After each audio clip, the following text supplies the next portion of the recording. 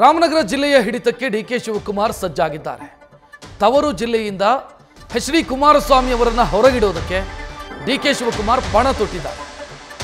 ಭವಿಷ್ಯದಲ್ಲಿ ರಾಮನಗರ ಜಿಲ್ಲೆಯಲ್ಲಿ ಕಾಂಗ್ರೆಸ್ ಅನ್ನು ಇನ್ನಷ್ಟು ಬಲಪಡಿಸೋದಕ್ಕೆ ಡಿಕೆ ಶಿವಕುಮಾರ್ ಕಸರತ್ತು ಮಾಡ್ತಾ ಇದ್ದಾರೆ. ರಾಮನಗರ ಜಿಲ್ಲೆಯ 4 ವಿಧಾನಸಭಾ ಕ್ಷೇತ್ರಗಳ ಎಲ್ಲ ಬೂತ್ಗಳಲ್ಲಿ ಪಕ್ಷವನ್ನು ಬಲಪಡಿಸುವಂತ ಪ್ರಯತ್ನ ಆಗ್ತಾ ಇದೆ. ಕುಮಾರಸ್ವಾಮಿ ಅವರು ಗಮನ ಹರಿಸದ ಕೆಲಸಗಳಿಗೆ ಡಿಕೆಶಿ ಒತ್ತು ಕೊಡೋ ಮುಖಾಂತರ ಜಾತ್ಯತೀತ ಜನತಾದಳ ಅಲ್ಲಿ ಇಲ್ಲದಂತಾಗಬೇಕು ಅನ್ನೋ ಪ್ರಯತ್ನದಲ್ಲಿ ಡಿಕೆ ಶಿವಕುಮಾರ್ ಇದ್ದಾರೆ. ಮಾಡಬಾರದು ಅಂತೇಳಿ ತಕರಾರನ್ನ ಕೊಟ್ಟಿದ್ದಾರೆ. ಒಂದ್ ತಿಳ್ಕೊಳ್ಳಿ, ಅವ್ರು ಏನಾದ್ರು ಎಂಡಾರ್ಸ್ಮೆಂಟ್ ಕೊಡಿಲಿ, ನಿಮ್ಮ ಹಣೆಯಲ್ಲಿ ಬರ್ದಿರೋದನ್ನ ಬೆಂಗಳೂರು ಗ್ರಾಮಾಂತರ ಜಿಲ್ಲೆ, ದಕ್ಷಿಣ ಜಿಲ್ಲೆ ಅನ್ನೋದನ್ನ ಯಾರು ಕೂಡ ಬದಲಾವಣೆ ಮಾಡ್ಲಿಕ್ಕೆ ಸಾಧ್ಯ ಇಲ್ಲ. ಅದಕ್ಕೆ ನಾನು ನಂದೇ ಆದಂತ ರಾಜಕಾರಣವನ್ನ ಚನ್ನಪಟ್ಟಣಕ್ಕೆ ಏನ್ ಮಾಡಬೇಕು, ಮಾಗಡಿಗೆ ಏನ್ ಮಾಡಬೇಕು, ಕನಕಪುರಕ್ಕೆ ಏನ್ ಮಾಡಬೇಕು, ಆರೋಳಿಗೆ ಏನ್ ಮಾಡಬೇಕು, ನಮ್ಮೆಲ್ಲಾ ಕ್ಷೇತ್ರಗಳಿಗೂ ರಾಮನಗರಕ್ಕೆ ಏನ್ ಮಾಡಬೇಕು ಎಲ್ಲ ಕೂಡ.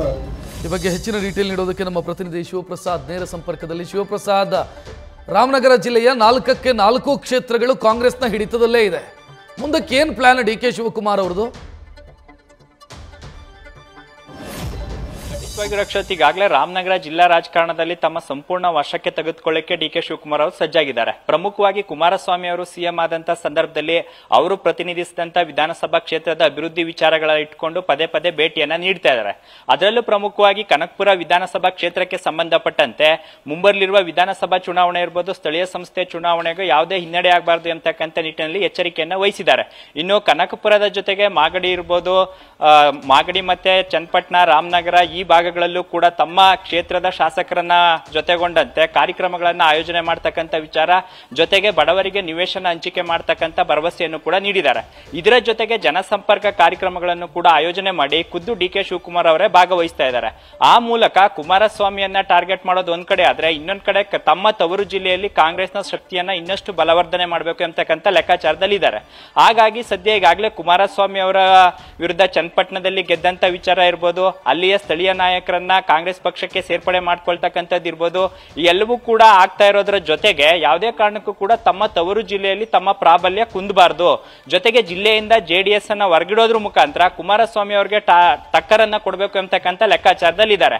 ಹಾಗಾಗಿ ಪ್ರತಿ ವಾರ ಪ್ರತಿ ತಿಂಗಳು ಕೂಡ ಅಲ್ಲಿಗೆ ಭೇಟಿ ನೀಡತಕ್ಕಂಥದ್ದು ಇರ್ಬೋದು. ಕನಕಪುರ ಸೇರಿದಂತೆ ರಾಮನಗರ ಜಿಲ್ಲಾ ವ್ಯಾಪ್ತಿಯ ಮಾಗಡಿ ಇರ್ಬೋದು, ಚನ್ನಪಟ್ಟಣ, ರಾಮನಗರ ಈ ಭಾಗದ ವಿಧಾನಸಭಾ ಕ್ಷೇತ್ರಗಳಿಗೂ ಕೂಡ ಭೇಟಿಯನ್ನ ನೀಡ್ತಾ ಇದ್ದಾರೆ.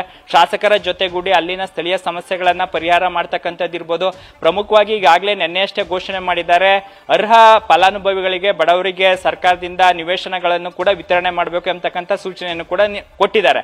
ಜೊತೆಗೆ ಹೆಚ್ಚು ಜನಸಂಪರ್ಕ ಸಭೆಗಳನ್ನು ಆಯೋಜನೆ ಮಾಡಿ ಖುದ್ದು ಜಿಲ್ಲಾ ಉಸ್ತುವಾರಿ ಸಚಿವರ ಜೊತೆ ಡಿಸಿಎಂ ಡಿಕೆ ಶಿವಕುಮಾರ್ ಅವರೇ ಭಾಗವಹಿಸೋದ್ರ ಮುಖಾಂತರ ಕುಮಾರಸ್ವಾಮಿ ಅವರು ಸಿಎಂ ಆದಂತ ಸಂದರ್ಭದಲ್ಲಿ ಮಾಡದ ಕೆಲಸಗಳನ್ನು ಕೂಡ ಮಾಡ್ಲಿಕ್ಕೆ ಈಗ ಡಿಕೆ ಶಿವಕುಮಾರ್ ಅವರು ಮುಂದಾಗಿರೋದು ಭವಿಷ್ಯದ ರಾಜಕಾರಣದ ಲೆಕ್ಕಾಚಾರದ ಜೊತೆಗೆ ಮುಂಬರುವ ಸ್ಥಳೀಯ ಸಂಸ್ಥೆಗಳ ಚುನಾವಣೆಯಲ್ಲೂ ಕೂಡ ಕಾಂಗ್ರೆಸ್ ಪಕ್ಷವನ್ನ ಭದ್ರಗೊಳಿಸಬೇಕು ಎಂಬತಕ್ಕಂಥ ಲೆಕ್ಕಾಚಾರದಲ್ಲಿದ್ದಾರೆ. ಸದ್ಯ ಈ ಬೆಳವಣಿಗೆಗಳ ನಡುವೆಯೂ ಕೂಡ ಜೆಡಿಎಸ್ ನಲ್ಲಿ ಪ್ರಮುಖವಾದಂತ ನಾಯಕರ ಗೈರಾಗಿರ್ತಕ್ಕಂಥದ್ದು, ಯಾವುದೇ ಶಾಸಕರು ಕೂಡ ಜಿಲ್ಲೆಯಲ್ಲಿ ಇಲ್ಲದೆ ಇರತಕ್ಕಂಥದ್ದನ್ನ ಲಾಭವಾಗಿ ಮಾಡ್ಕೊಳ್ತಾ ಇದ್ದಾರೆ. ಈ ಎಲ್ಲ ಬೆಳವಣಿಗೆಗಳ ನಡುವೆಯೂ ಕೂಡ ಕುಮಾರಸ್ವಾಮಿ ಅವರು ಸೈಲೆಂಟ್ ಆಗಿದ್ದು, ಇದಕ್ಕೆ ಪ್ರತಿಯಾಗಿ ಯಾವ ದಾಳವನ್ನ ಉಳಿಸ್ತಾರೆ, ಜೊತೆಗೆ ಡಿಕೆ ಶಿವಕುಮಾರ್ ಅವರಿಗೆ ಸೂಕ್ತವಾದಂತ ಟಕ್ಕರನ್ನ ಕೊಡ್ತಾರಾ ಎಂಬುದನ್ನು ಕೂಡ ಈಗ ಕಾದ್ ನೋಡಬೇಕಾಗಿದೆ. ರಕ್ಷಕ್, ಧನ್ಯವಾದ ಶಿವಪ್ರಸಾದ್ ಮಾಹಿತಿಗೆ. ನ್ಯೂಸ್ ಫಸ್ಟ್ ನಿರ್ಭೀತಿಯಿಂದ ನಿಮ್ಮ ಪರವಾಗಿ.